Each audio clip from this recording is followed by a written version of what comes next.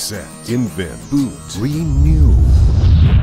Ladies and gentlemen, please welcome Gustafson Guthrie Nichol founding principal, Shannon Nichol. Thank you.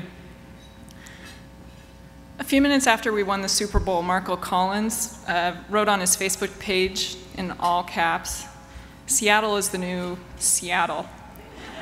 What I found really charming and sort of familiar about it is that it was kind of cynical, which we're very good at here, and charmingly anticlimactic, but it actually really captured something important. And I think this image by Matt Floor really embodies that.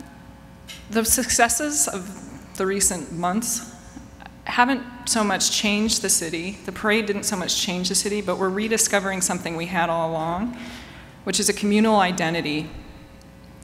We can retain our individualist sort of personalities and our micro-cliques and micro-politics and micro-neighborhood pride, and at the same time have moments where we step back and see ourselves as a community. That's where the downtown core comes in. It represents all of us, no matter which neighborhood or block in the city that we live in. So if the skyline that we see here is the downtown's face, our streets of our downtown are our heart. And as we saw when the parade was cleared away, there was this new sort of feeling about what our downtown streets could be. In green here is the scope of this project. It's a set of recommendations to have a fresh look at our streets, the condition of them, and think about how they represent all of us and all of our identities as a community of innovative, productive, pragmatic, scrappy people. So how do those streets uniquely express Seattle and uniquely allow us to celebrate our community? One of our goals for this project was to make sure that we weren't simply learning lessons from Michigan Avenue and applying that kind of paving on Pike Street. We can be inspired by Michigan Avenue, but we need to be uniquely about Seattle because we have so many interesting qualities to work with here. One of those qualities that we want to play up is this feeling that we're this intimate hill town. We're a big city, but we're also this kind of frontier hill town that's rolling right into the water. So we want to play up the views of the water from the streets and that sense of strong directionality, that it's really different to walk up and down the hill, and you kind of feel like you're almost hiking when you're walking around in downtown Seattle because of the raw topography, than it is to walk north and south on our avenues. So I'll talk about that a little bit. So that 65 acres of space, it's easy to sort of dismiss it as white space or these sort of linear diagrams. Those are streets. We have this instant idea of what that is when I say streets. But if we think about it as space, that's 65 acres of public space. That's the central heart of our downtown. It's really valuable, and an innovative, resourceful city like Seattle could be getting a lot more use out of that public space and treating it a lot better. 8.2 Bryant Parks, 2.6 Millennium Parks fit into 65 acres. And after I show you that, you'll be probably reassured that I'm not proposing putting Bryant Park or Millennium Park into our right-of-ways. Another major goal that we added on to the DSA's goal for this project, the DSA's goal is to make this America's best urban experience. We're adding on these sort of more site-specific goals onto that. So this goal is about connecting east to west and leveraging what we already have as much as we can, rather than feeling like we need to completely invent a new kind of city ground or paving pattern. So we took the liberty of actually expanding our scope a little bit in the project. You can see we've reached across I-5 because we want to close that gap between the vibrancy and fresh energy of the Pike-Pine neighborhood and South Capitol Hill, as well as, of course, the waterfront. So there's this window to connect everything together and allow somebody in Seattle to tell the story that we've talked about a lot just sort of socially over the years. You could live in the Pike-Pine neighborhood, get your kayak, go down your stairs, go out onto Pike Street, carry it over your head, if it's lightweight, down through the center of a glamorous downtown retail district and put it in the water. Just that diagram of connecting those things together is pretty powerful without even thinking about the aesthetics. So this is, why do we need to do this project? That's one of the things people understandably ask. We are oddly behind on this. We're oddly behind on how we treat our pedestrians in downtown Seattle.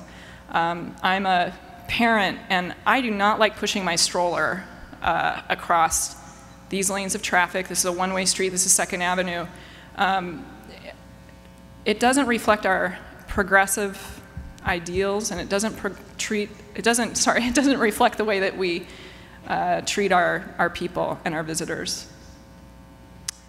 The good news is we have the talent here in our Department of Transportation and our professional community to update our streets because we've been doing it for other cities. I've been involved in a lot of projects in our competitor cities. They're doing bold things with their streets. It's an interesting time, and we really have to because mobile professionals, younger people, they want to live in urban spaces, they want to get better use out of their streets, and they want to feel comfortable walking with their families in the mix of cars and traffic.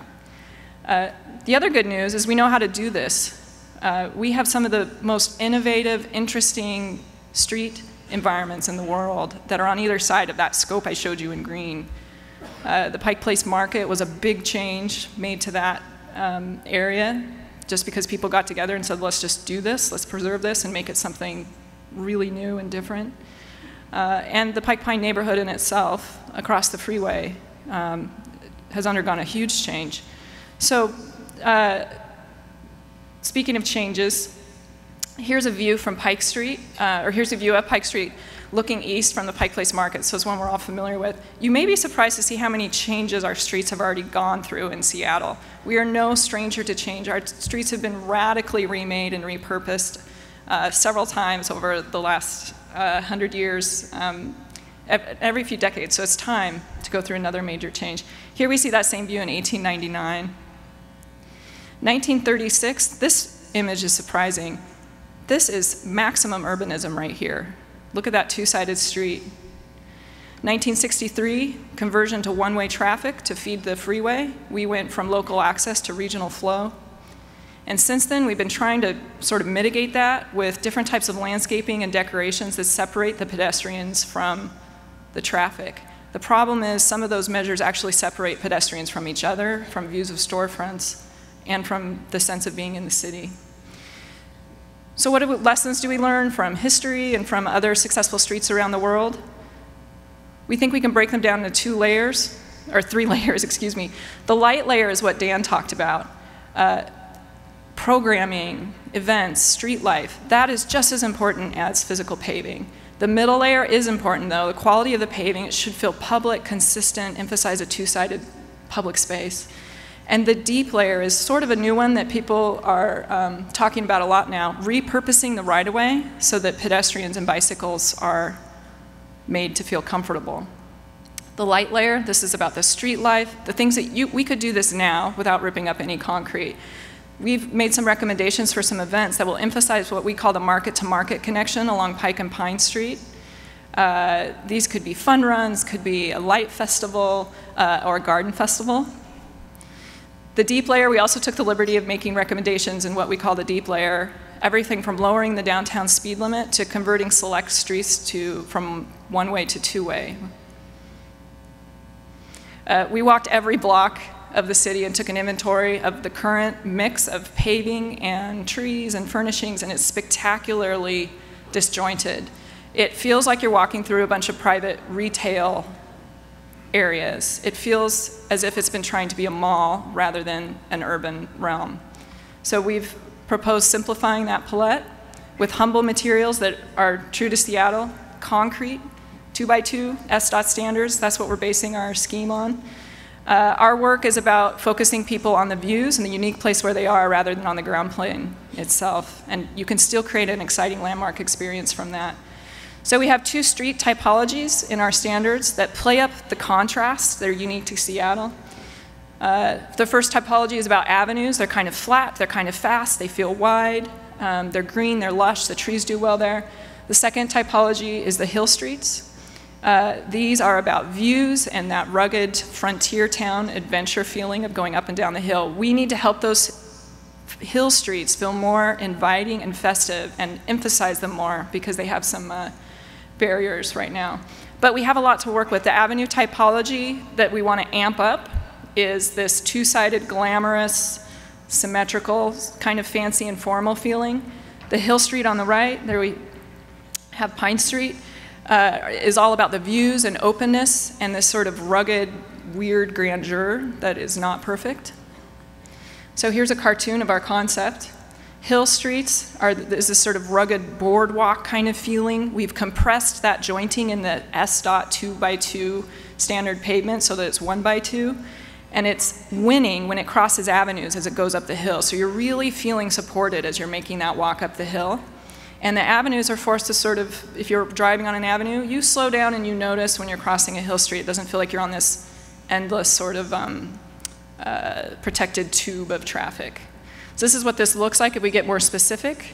You see we've crammed trees to fill up those avenues, and we've left the hill streets inconsistent, asymmetrical, and open to the views. Intersections, here's where that Hill Street paving crosses an avenue. We keep it high so the pedestrian does not need to step down into that asphalt roadbed in front of those bumpers. Your sidewalk continues across the avenue. So I'm going to close on some perspectives that show you what this all looks like if it was all to be implemented. Here's an avenue before, so remember this is that lush, two-sided, tree-lined street. Here's an avenue after. And here we show a property owner taking advantage of the city's existing parklet program, which works really great on the level avenues. We have lines of street trees on both sides, and that cobble pervious pavement strip that's separating the standard S-dot 2x2 concrete from the central road area. Here's a Hill Street before. This is looking down University Street toward the water. Here it is after. We've taken the liberty of recommending that trees that are not shade trees, that are not canopy trees, but are really bushes on sticks that are just blocking our views, be removed where possible.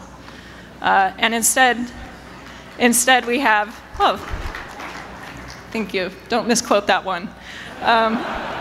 Instead we have ground level gardens that can thrive in our shade conditions on our hill streets and can celebrate our gardening culture. Also, because they're asymmetrically and opportunistically arranged, if it's a place that can't support the maintenance of one of those, we just don't put it in. So here we have an intersection before, my favorite intersection shot, and then an intersection after. Here you're seeing that Hill Street texture and that sidewalk continuing across that intersection, so those pedestrians feel supported and treated really well as they're crossing that wide street. And here we have, this is where we're sort of extending that red carpet up from the market, encouraging people to continue up the hill, continue into the downtown core, and across the freeway with the same treatment. There's a flush texture strip that's dark there, and the crosswalks are pulling that Hill Street pavement across. And again, this is all the same normal concrete we already have, the standards we already have, but we have not been using. But the jointing is just doubled up here to create more of that Hilltown texture.